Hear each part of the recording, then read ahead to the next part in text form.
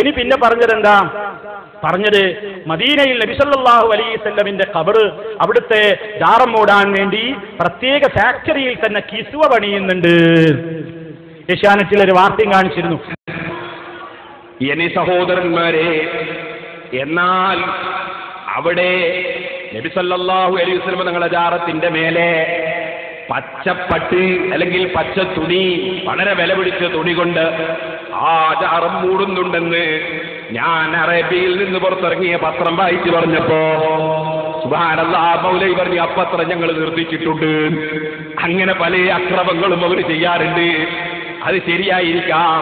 പക്ഷേ ഞാനൊരു കാര്യം പറയട്ടെ, ഈ പ്രാവശ്യം ഹജ്ജിന്റെ സമയത്ത് എനിക്ക് കാസർഗോഡ് നിന്ന് ഖലീൽ ഹാജി വിളിക്കുകയാണ്. ഉസ്താദ് കേട്ടോ? എന്താണ് ഹാജിയാരെ? ഏഷ്യാനെറ്റ് വാർത്ത കേട്ടോ? എന്താണ്? കഅബത്തിന്റെ ഖില്ല നിർമ്മിക്കുന്ന വലിയ ഫാക്ടറിയുണ്ട് മക്കയിൽ. ആ വലിയ ഖില്ല നിർമ്മിക്കുന്ന സ്ഥലത്ത് വെച്ചാണ് നബി സല്ലല്ലാഹു അലൈഹി വസല്ലം തങ്ങളുടെ മഖബറയുടെ മേലെ ഇടുന്ന തുണിയും നിർമ്മിക്കുന്നത് എന്ന് ഏഷ്യാനെറ്റ് വാർത്ത ഉണ്ടായിരുന്നു. ഉസ്താദ് കേട്ടോണ്ടിരുന്നു. ഞാൻ ഈ വാർത്ത ഒന്നും കേൾക്കാൻ പോകുന്നു. ഞാൻ പറഞ്ഞു, നിങ്ങൾ ആ വാർത്ത ഒന്ന് എനിക്ക് സംഘടിപ്പിച്ചെങ്ങനെ തരുമോ നോക്കാന്ന് പറഞ്ഞു. അതാണ് ഇനി നിങ്ങളെ കേൾപ്പിക്കാൻ പോകുന്നത്. ഏഷ്യാനെറ്റ് വാർത്ത ഞാൻ ഉണ്ടാക്കിയതല്ല. അതിൽ ഏഷ്യാനെറ്റ് വാർത്തയായതുകൊണ്ട് ഒരു പെണ്ണ് വായിക്കും. നിങ്ങൾ അങ്ങോട്ട് നോക്കണ്ട, കേട്ടാ മതി.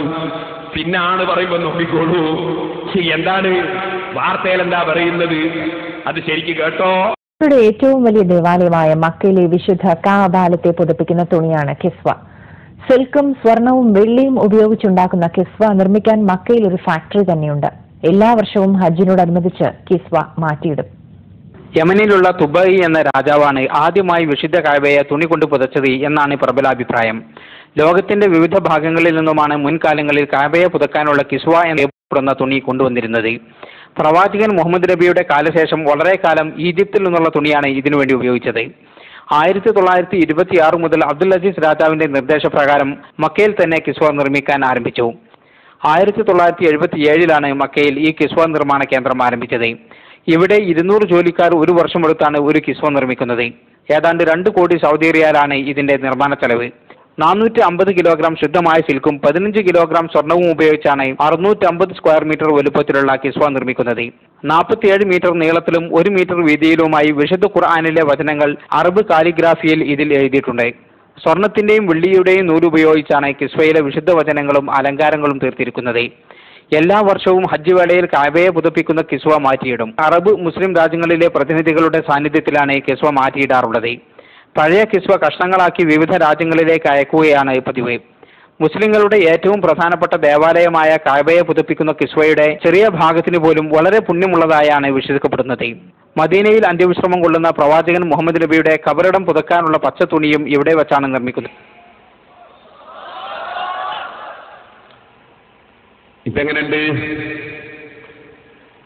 അപ്പൊ മദീനയിൽ അന്ത്യവിശ്രമം കൊള്ളുന്ന മുഹമ്മദ് നബി സല്ലല്ലാഹു അലൈഹി വസല്ലമയുടെ ഖബർ പുതക്കാനുള്ള പച്ചത്തുണിയും ഇവിടെ വെച്ചാ നിർമ്മിക്കപ്പെടുന്നതെന്ന് പറഞ്ഞ് അതിന്റെ ബോർഡടക്കം ആ കമ്പനി അടക്കമാണ് ഞാനിപ്പോ കാണിച്ചത്. ഏഷ്യാനെറ്റ് വാർത്തയാണ്. എന്തിനാണ് ഇവരിവിടെ തെറ്റിദ്ധരിപ്പിക്കാൻ വേണ്ടി നടക്കുന്നത്?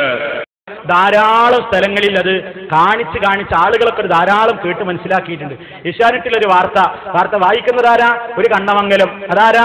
AP ഗ്രൂപ്പിന്റെ ആള്. അയാൾ തന്നെ അത് പ്രത്യേകമായിട്ട് കാണുന്നത് അവിടെ അങ്ങനെ കാണിച്ച് കഅബക്ക് പൊളിയുന്ന കിസ്വ പോലെ നബി സല്ലല്ലാഹു അലൈഹി വസല്ലമിന്റെ ഖബറിന്മേൽ വിരിക്കാനുള്ള പട്ടും ഈ ഫാക്ടറിയിൽ നിന്ന് തന്നെയാണ് നിർമ്മിക്കുന്നത് എന്നൊക്കെയാണ് പറഞ്ഞു. കിട്ടിപ്പോയി എന്നുള്ള നിലക്ക് പേരോടും കൂട്ടരൊക്കെ അതുകൊണ്ട് ഇങ്ങനെ ഇറങ്ങി. കുറച്ചാണ് കഴിഞ്ഞപ്പോ കണ്ണമംഗലം തന്നെ പിന്നെ വേറൊരു വാർത്ത. ഇസ്ലാമിക അധ്യാപനങ്ങൾക്ക് വിരുദ്ധമായ അനുഷ്ഠാനങ്ങളിൽ നിന്ന് മുസ്ലിമുകൾ വിട്ടുനിൽക്കണമെന്ന് സൗദിയിലെ മതപണ്ഡിതർ ആഹ്വാനം ചെയ്തു. ഇസ്ലാമിക സമ്പദ് വ്യവസ്ഥയെക്കുറിച്ച് 7ാമത് അന്താരാഷ്ട്ര സമ്മേളനം അടുത്ത മാസം 1 ജിദ്ദയിൽ ആരംഭിക്കും. കിങ് അബ്ദുൽ അസീസ് യൂണിവേഴ്സിറ്റിയിലെ centre of Islamic economic researchers ആണ് സമ്മേളനത്തിന്റെ സംഘാടകർ. ലോകത്തിന്റെ വിവിധ ഭാഗങ്ങളിൽ നിന്നുള്ള പണ്ഡിതർ, ഗവേഷകർ, ധനകാര്യ നിക്ഷേപ സ്ഥാപനങ്ങളുടെ പ്രതിനിധികൾ തുടങ്ങിയവർ ചർച്ചയിൽ പങ്കെടുക്കും. സമ്മേളനം 3 ദിവസം നീണ്ടു നിൽക്കും. അതേസമയം റബിയുൽ അവ്വൽ മാസത്തിൽ പ്രത്യേക ആരാധനാ കർമ്മങ്ങൾ അനുഷ്ഠിക്കാനോ പ്രവാചകന്റെ ജന്മദിനം ആഘോഷിക്കാനോ ഇസ്ലാം മതം പഠിപ്പിക്കുന്നില്ലെന്ന് സൗദിയിലെ വിവിധ പള്ളികളിൽ കഴിഞ്ഞ വെള്ളിയാഴ്ച പ്രാർത്ഥനയോടനുബന്ധിച്ച് നടന്ന പ്രസംഗത്തിൽ മതപണ്ഡിതർ പറഞ്ഞു. ഇസ്ലാമിക അധ്യാപനങ്ങൾക്ക് വിരുദ്ധമായ എല്ലാ അനുഷ്ഠാനങ്ങളിൽ നിന്നും വിശ്വാസികൾ വിട്ടുനിൽക്കണമെന്നും അവർ ആഹ്വാനം ചെയ്തു. മക്കയിലെ വിശുദ്ധ കാബയെ പുതപ്പിക്കുന്ന കിസ്വ നിർമ്മാണ ഫാക്ടറിയിൽ പ്രവാചകന്റെ കബറിടം പുതുക്കാനുള്ള പച്ചപ്പൊട്ട് നിർമ്മിക്കുന്നുണ്ടെന്ന പ്രചാരണം അടിസ്ഥാനരഹിതമാണെന്ന് സൗദിയിലെ പണ്ഡിതർ അറിയിച്ചു. മക്കയിലെ വിശുദ്ധ കാബയെ പുതപ്പിക്കുന്ന കിസ്വ നിർമ്മാണ ഫാക്ടറിയിൽ പ്രവാചകന്റെ കബറിടം പുതുക്കാനുള്ള പച്ചപ്പൊട്ട് നിർമ്മിക്കുന്നുണ്ടെന്ന പ്രചാരണം അടിസ്ഥാനരഹിതമാണെന്ന് സൗദിയിലെ പണ്ഡിതർ അറിയിച്ചു. മക്കയിലെ വിശുദ്ധ കാബയെ പുതപ്പിക്കുന്ന കിസ്വ നിർമ്മാണ ഫാക്ടറിയിൽ പ്രവാചകന്റെ കബറിടം പുതുക്കാനുള്ള പച്ചപ്പൊട്ട് നിർമ്മിക്കുന്നുണ്ടെന്ന പ്രചാരണം അടിസ്ഥാനരഹിതമാണെന്ന് സൗദിയിലെ പണ്ഡിതർ അറിയിച്ചു. മക്കയിലെ വിശുദ്ധ ഹറം പള്ളിയുടെ വികസന പ്രവർത്തനങ്ങൾ പുരോഗമിക്കുകയാണ്. ഹജ്ജ് ഉംറ വേളകളിൽ സായി നിർവഹിക്കുന്ന സഫ മർവ കുന്നുകൾക്കിടയിലെ സൗകര്യം ഇരട്ടിപ്പിക്കുന്ന ജോലി അവസാന ഘട്ടത്തിലാണ്. ഇപ്പോൾ നടന്നുകൊണ്ടിരിക്കുന്ന വികസന പ്രവർത്തനങ്ങൾ പൂർത്തിയായാൽ തീർത്ഥാടകർക്ക് അനായാസമായി ഹജ്ജ് ഉംറ കർമ്മങ്ങൾ അനുഷ്ഠിക്കാനാകും. സൗദിയിൽ നിന്നും ജലീൽ കണ്ണമംഗലം, ഏഷ്യാനെറ്റ് ന്യൂസ്. പണ്ഡിതന്മാർ പറഞ്ഞു തന്നിരിക്കുന്നു. ഞാൻ തെറ്റിദ്ധരിച്ചതാണ്, അത് കബർമ മൂടാനുള്ളതാണ് ഞാൻ വിചാരിച്ചത്. പക്ഷേ ഇവിടുത്തെ പണ്ഡിതന്മാർ എനിക്ക് പഠിപ്പിച്ചു തന്നിരിക്കുന്നു. എന്ത്? കബർ മൂടണ തുണി അവിടെ അല്ല കേട്ടോ, അങ്ങനെ ഒന്നും അവിടെ ഇല്ല. എനിക്കത് മനസ്സിലായി. ഞാനത് മാലോകരോട് വിളിച്ചു പറയുന്നു.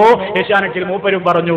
അതോടുകൂടി പേരോട് കൊണ്ടുവന്ന റാവി, ആ റാവി തന്നെ ആ സനത്, പേരോടിന്റെ സനത് ഇപ്പം എന്താ, ഏഷ്യാനെറ്റിലെ ഈ കണ്ണമംഗലം എന്നറിയുന്ന റിപ്പോർട്ടറാണ്.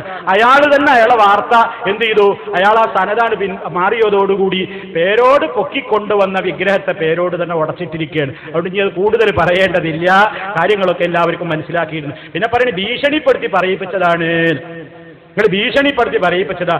എന്താ മുജാഹിദീങ്ങളൊരു ഹാൻഡ് സൗദിയിൽ അല്ലേ, ഭീഷണിപ്പെടുത്തി, നമ്മളാൽ ഭീഷണിപ്പെടുത്തി ഓർഡർ കൊടുക്കാം. എന്നിട്ട് പറയും, തിരിച്ചു പറയും, ഇങ്ങനെ പറയും, അങ്ങനെ പറയാം, അങ്ങനെയാണെങ്കിൽ അങ്ങനെ ആയിക്കോട്ടെ.